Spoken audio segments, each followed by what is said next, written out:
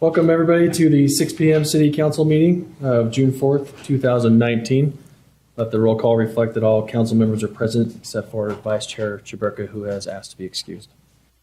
I've asked Council Member Heyer to lead us in the Pledge of Allegiance. Would everyone please rise and recite the pledge with me? I pledge allegiance to the flag of the United States of America and to the republic for which it stands, one nation, under God, indivisible, with liberty and justice for all. Thank you. Thank you, Rich.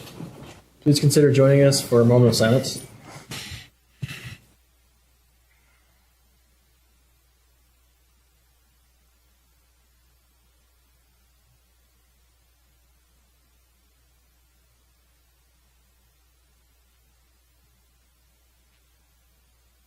Thank you.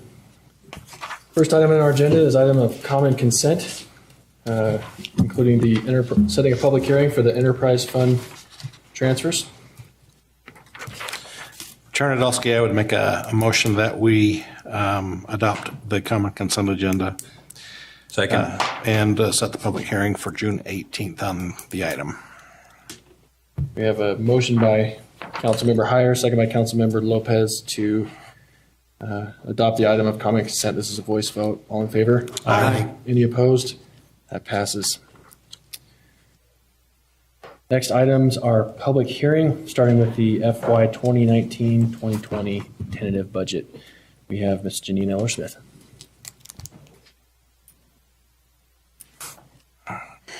Thank you, Chair Nadolski and council members.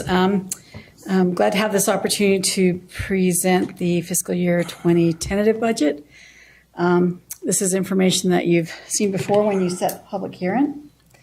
The tentative budget, Chair Nadolski was asking me earlier why we adopt a tentative budget and then 2 weeks later we consider the final budget. And actually, it's because state law says we have to adopt a tentative budget. In prior years, there's been times when we've just adopted the budget the same night that the mayor has presented it. But in the last few years, we thought it was better to take some time to go through it so that you know exactly what you're adopting. So that's why we're doing the process this way. In the tentative budget, the priorities, most of the funds is going for compensation for employees, up to 4% for the non-sworn and 4% step increases for the qualifying sworn. There are one council member asked if there were any employees that were not receiving merit increases this year, and there actually are, at the time that I asked the question, about 13 out of the 600 plus employees that would not be receiving step increases this year. There's significant money going for redevelopment projects, changes in the way we're funding the arts, although not a reduction. It's just a change in the way you're funding. And then there's some additional funding for recreation, and those are the major priorities and changes that are included. As you know, the mayor did not propose a tax increase for this year. We will not be going through truth and taxation unless in the next couple of weeks the council decides that that's something they want to consider. So there's no additional money built into this tentative budget anticipating a tax increase. There are 16 new positions proposed in the tentative budget, some in police, some in plan review. We just, in the work session, discussed the changes in the parks and recreation maintenance. 5 have been eliminated, so there's a net 11 new positions in this budget. This is just a quick review of the general fund revenue, all the different sources that it comes from. So there's $1.9 million over the FY19 adopted budget, just a 3% increase. And when you compare some of the other major funds, this is how they compare. Anywhere between 2 and 3% increase. You notice there's a great a large decrease in airport. That's because in FY19 we had a large grant amount that the city received, which we don't receive for this year. So total budget, there's less than 0.5% change from FY19 adopted to the 20 proposed. A lot of times we'll have a Schedule A, which outlines changes to the tentative budget.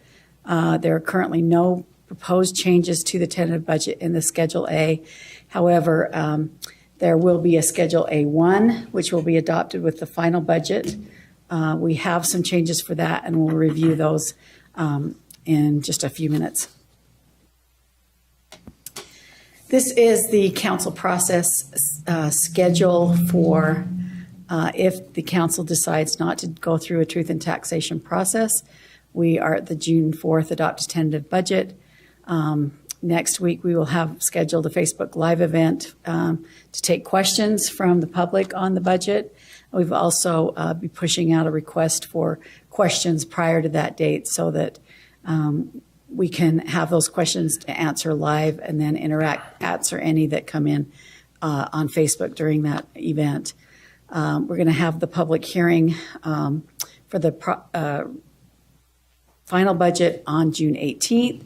And it's that point where you'll have to make a decision whether or not you want to continue the hearing to the 25th for final adoption, or whether or not you want to go through the truth and taxation process. So that's the question. That's the tentative budget. Like I mentioned, there's no changes from the mayor's proposed budget, and I'll be happy to answer any questions if there are any. Any questions for Janine?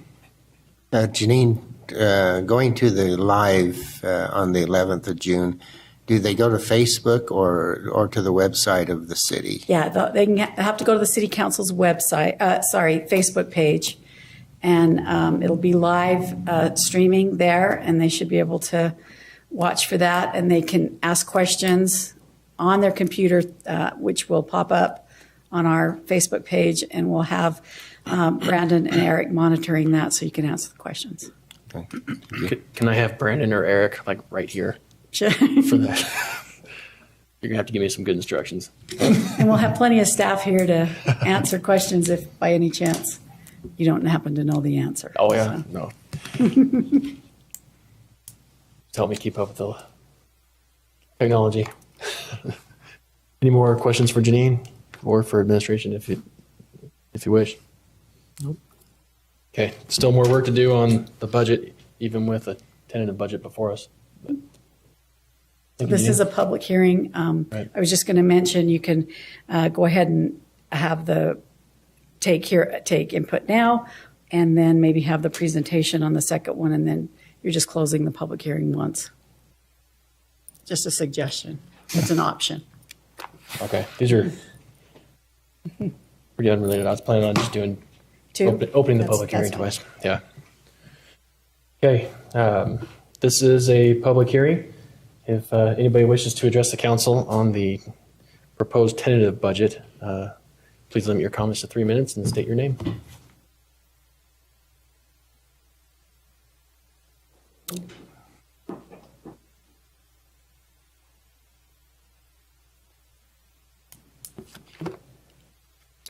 Hello, good evening, Angel Castillo. I'd like to thank everybody for the grinding process of going through the budget. It is no fun. It's a really big document if you print it out, and I've gone through a lot of toner. But I wanted to talk about something that I've been talking to you about all year, and that will have to do with increasing the salary for our police department. While I understand that there's a 4% increase in general pay on each level for the police department, I still find it glaringly unsatisfactory to retain our qualified officers. We're operating at below capacity, and we're set up to lose more officers. And one of the things that's very important to the quality of life as citizens is to feel safe in their community, and it's also something that's very important to business. when new businesses are looking at moving to Ogden or opening up an establishment here, one of the things that they look at is a crime rate. And while I know that Chief Watt has done an outstanding job in reducing crime overall with the Safe Neighborhoods program, that was funded by a grant. And I don't see where we're going to continue that work without additional funds, let alone salaries of the officers. So I encourage you to strongly look to where money can be trimmed in the budget to bolster the public safety and by increasing our officers' pay rates to at least come close to that of SLC. I understand that there is a disparity and we'll never probably be able to stay rank and file with them, but I think it's imperative that we make it attractive to stay in Ogden as an officer. $10 an hour more is a huge life-changing difference to someone with a family. And then I'd also like you to consider, if we are really and truly an arts-oriented city, that we look at changing our model to that of most cities across the United States as a 1% for arts off of new construction. I understand you've changed the model, but if you really and truly want to make this an arts-thriving community, you're going to need to be able to fund larger projects, and that revenue stream is most likely to come from new construction. Thank you. Thank you, Angel. Anybody else wish to address the on this item? Okay. Chair Nadolski, seeing no movement, I would make a motion that we close the public hearing on this item. Second. We have a motion by Councilmember Heyer, second by Councilmember Blair to close the public hearing. This is a voice vote. Aye. Aye. Aye. Any opposed? That passes. Any other questions on this item or discussion or entertaining action? If you're ready for a motion, I'll make that. Yeah, I guess I'll just make a comment Okay. that although we're here to consider the tentative budget, I think Janine covered why we do that, but I hope folks know that we still have time to consider changes to the proposed, that we've kind of been working through the budget, finding things that we do want to make changes, and that those changes will happen when we get to the final budget for which we're setting the public hearing tonight. So, okay, if there's no other comments or questions, if anybody has, I'll entertain a motion. Chair Nadolski, then I will make a motion that we adopt proposed ordinance 2019-21. Second. We have a motion by Councilmember Heyer, second by Councilmember Blair to adopt proposed ordinance 2019-21. This is a roll call vote. Councilmember Blair. Aye. Councilmember Heyer. Aye. Councilmember Lopez. Aye. Councilmember Stevens. Aye. Councilmember White. Aye. Chair Nadolski. Aye. That passes. I am a little heartened to know that we'll be back in short order this year, or at least that's the plan for now. I do think that we've found some things that we do want to make some adjustments to and try to set aside some funds, et cetera, for priority council projects that are related to the community survey that we are going to get some results soon on. Janine mentioned we'll get that report on the 30th. In her presentation, I think that I just got a message that some preliminary results hit our inboxes just a bit ago. So we're actively managing through the information and data and the budget all at the same time. So look forward to a final budget. Okay, next item is the Quail Run Drive street vacation. Mr. Montgomery. Good evening, members of the council. This is an item being forwarded to you from the Planning Commission regarding a minor adjustment to the Quail Run Drive street. And just to give you an idea of where this is located at, it's at the south end of Quail Run. That little dot is probably larger than the piece we're talking about of being vacated. So just to give you an idea of what has taken place, an amended plat had been filed for Phase 8 of the Quail Run subdivision. And in that amended plat, Lot 26 was expanded in size. In that expansion, it also changed the alignment of the existing platted Quail Run to flatten out the curve as the project would move further to the south. in that flattening of the curve, that little red triangle piece you see on that photo, 50 square feet, would no longer be part of the existing city right-of-way. It would, because of that change of the angle of the street, that becomes a remnant piece. And to take care of that so that we have a consistent right-of-way width, it's important to vacate that little triangle so that that can still be part of the lot. But with the change of the shape of Quail Run Drive, we still have the required right-of-way width. So as the Planning Commission looked at this, they had a couple things to look at, which the ordinance states. One, is there a good cause? And the revision of the alignment is the good cause. Is anyone materially injured by this? Since there are no improvements in that portion, there are no material injuries taking place by a street vacation. So the Planning Commission recommends to you by a 6-0 vote to vacate that small 50 square foot portion of Quail Run Drive. Okay. Thank you. This is a Public simple item. Cleanup. Any questions for Greg? Okay, this also is a public hearing. If anyone in the public wishes to address the council on this item, please limit your comments to 3 minutes and state your name for the record. Seeing no motion. Chair Nadolski, I would make a motion that we close the public hearing. Second.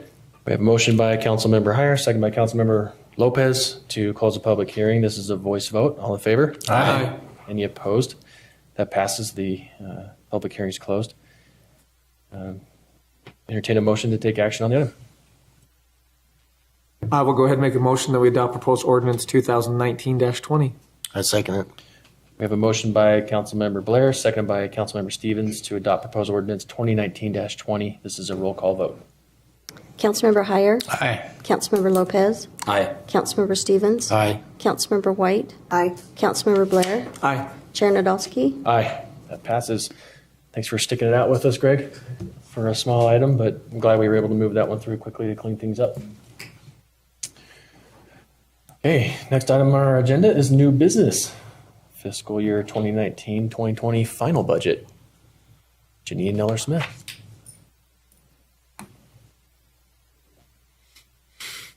Thank you. So this is just a quick presentation to review the final budget before you set the public hearing.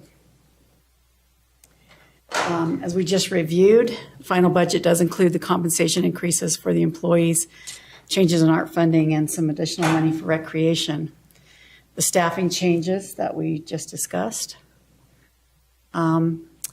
And I just put a little question mark here, no proposed tax increase yet. As you haven't made that final decision. I know there's a couple of council members that are interested in doing it for a couple of reasons, just as a matter of process and also to consider recouping some money that we lose every year due to inflation. General fund comparisons, again, there weren't any changes to the A with that A schedule, and budget comparisons are the same. So we do have some proposed Schedule A1 changes, and these were provided to you earlier, and I updated the packet information to include this item yesterday when I received it. So after the mayor submitted his budget, there was still some continued negotiations with the city's health insurance provider. And as a result of those negotiations, they were able to get some additional cost savings from those negotiations. And those are equal to, I think, $250,000 in the general fund and another $25,000 in the internal service funds, fleet, IT, and risk. So that's an additional $275,000 from the health insurance. They found some additional marketing costs that they think can be used, and costs from Mount Ogden Peak that they haven't used in the last couple of years that they are suggesting to be moved to and held for future strategic plan projects. You know, we're going through this process with a strategic plan. We had discussed setting aside some money in the budget for projects that may come out of that strategic plan process. We had some discussions about $500,000. There will be some additional funds available, but not that will be left over from the FY19 budget. But those won't be available until after we've gone through the audit. So there'll probably be at least $170,000 available for a total of $500,000 for those strategic plan projects that we can make available for those things. As you know, when we started the strategic plan process, we didn't believe that we would have the results in time to use that information for this year's budget, and we made that clear.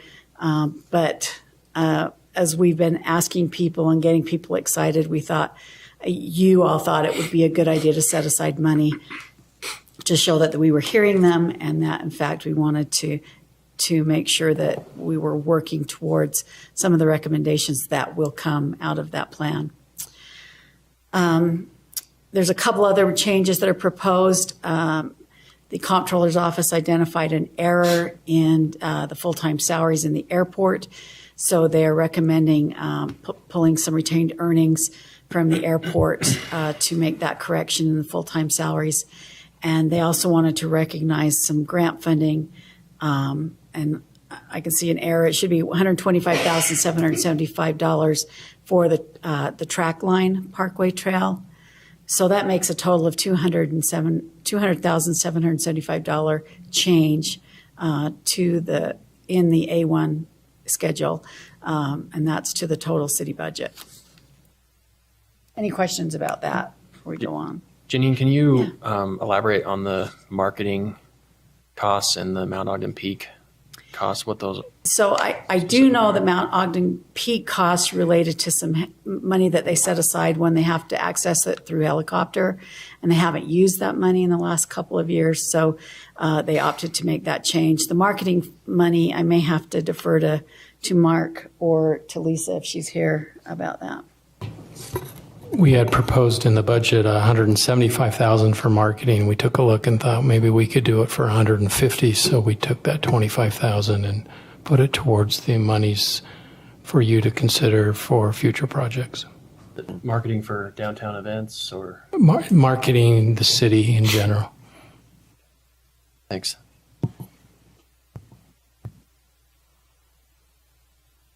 Which department are the Mount Ogden Peak costs in? Is that in? It's in fleet facilities. Fleet facilities. Okay. Any other questions for Janine, guys? Sorry.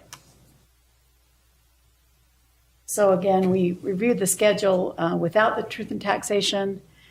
Here's the schedule if you decide to do that we would, on June 18th, you'll hold your public hearing, make your final decision. If you decide to do the truth and taxation, then we will adopt the salary schedules on June 25th so your employees can get paid. And then July 16th, we could hold another public hearing and adopt the final budget on August 13th. So that is that. The recommendation is to just set the public hearing for June 18th with the idea that if you don't do the truth and taxation, that would be continued to June 25th for the final decision. Thank you, Janine. Mm-hmm. Thank you. Unless there's any other questions for Janine before she sits down. Okay. All right, if there are no other questions, this is not a public hearing yet. I'll entertain comments or action on the item.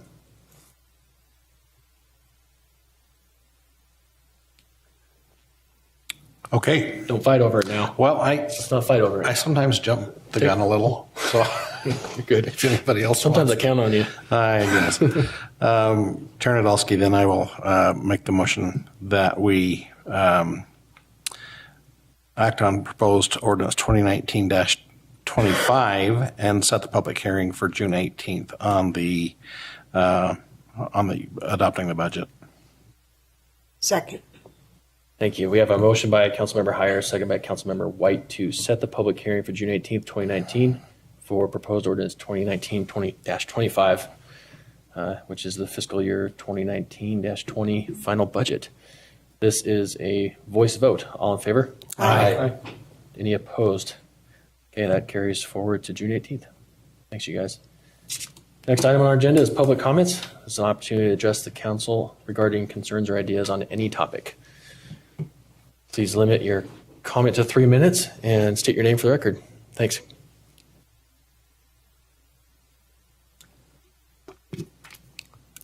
My name is Spencer Chen. I'm a citizen of District 4. I have a few comments, maybe concerns, and I've been trying to look at over the Ogden City website and cannot find a solution. So here am I tonight. Questions number one is, which departments overseeing the debt collections or any bill left behind in general? For example, like water bill, parking tickets, and etc. And does each department have their own policy of collection those debts behind? Okay. Number two, if there are outstanding debts balance owed to city, how long is statutory limitations timing to go after those debts? And question number three, if a conflict arises, are there any remedy to citizens or chances of appeal or hearing? Thank you. Thank you. So you're one of my constituents. You're one of all of our constituents, but you live in my district. I'll pause you. I assume you're confronted with a challenge that you're trying to get answers to help resolve? Yes. I have a property sold 2 years ago, and there was been outstanding water bills sent to me after 2 years. After the property is closed 2 years. Okay. So I'm worried about, is the department, any department overseeing those bills that's been left over there 2 years after the property is closed? Okay. So what I'm concerned is, if there's debts owed to city, any department, it should be going to collections or put in a liens or a judgment, anything sooner than 2 years before the property is transferred to other owners. Okay. And if that's the case, when you transfer a property to a different owner, it should be caught in title search. So all the encumbrance, any judgment, any lien will be paid before the property closed. So the city could come after me after that property is closed 2 years later. I just don't understand.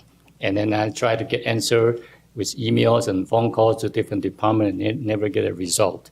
And then finally, the bill was forcibly added to my current residence.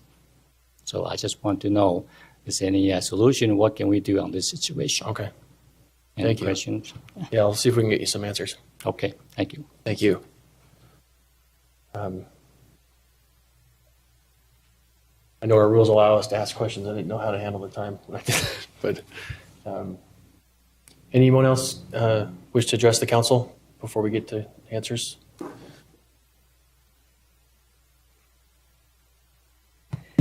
Angel Castillo. I would really like to thank the council for the efforts they've been making on their Facebook page to stream these events. I'm hearing from a lot of people that cannot make these meetings that this is something that's a great benefit to them. And I'm also would like to applaud you for, even though you don't have the results of your survey yet, you're thinking ahead and you're setting aside some additional money to answer things that might come up in the survey, even though you would have liked that survey a lot sooner so that you could really make a difference. I think that's a great thing, and I appreciate it, and I'm sure all of your constituents appreciate it as well. And again, the live Q&A on the budget, I think, is going to be a great thing. There are many people that have very rigid 9-to-5 jobs, child care obligation that make it so that they cannot be here or they cannot attend things that the city sponsors during the normal workday. So rather than complain about something, I would really like to applaud you for taking those steps towards communication and transparency. Thank you. Thank you. Anyone else wish to address the council? Okay. Seeing no more public comments, do you guys have some insight into the questions from Mr. Chen? We do. A lot of what we do for collections, we have to follow state law for that. So if you can hold on just after the meeting, which is about to close, we'll give you one of our business cards, and we'd be happy to take care of that personally and let you know how we can remedy that for you. I'm sorry that information wasn't available, and we'll go to work on that if you can just wait a few more minutes for the meeting to close. So, but I appreciate you being here and reaching out and giving us a chance to correct that.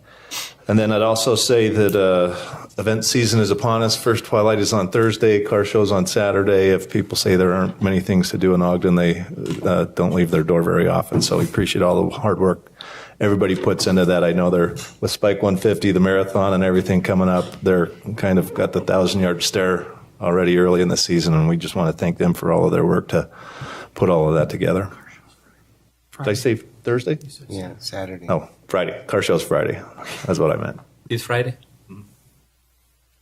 I think Councilmember Lopez is one of our judges. Is that right? I volunteered. Please. Was I selected? You were. Yes, you were. It was Great. It was a competitive process. Yeah, right. Yeah, you were selected. It wasn't even close. But it is fun. I did it last year. Wasn't even close. Yeah, you. Everybody ran was away fighting with over it, it, huh? Okay, comments from council members. I just want to also mention the Ogden, the OFOAM event that happened this weekend, and a lot of people attended out there. And so I just wanted to make sure that we did a shout out for those guys as well. Anyone else? I'll just, if there's no other comment, I'll just make the comment.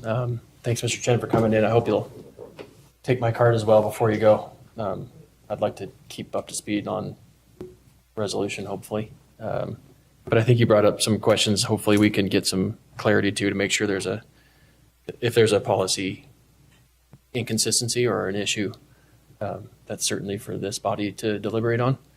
So hopefully, if we can keep in touch, maybe we can bring to the surface if there's some of those policy issues. Okay, thanks. Okay, if there's no other comments from council members, I'll entertain a motion to adjourn. So moved. Second. Motion. Right, we have a motion by Councilmember Heyer, second by Councilmember Lopez to adjourn. This is a voice vote. All in favor? Aye. Any opposed? We are.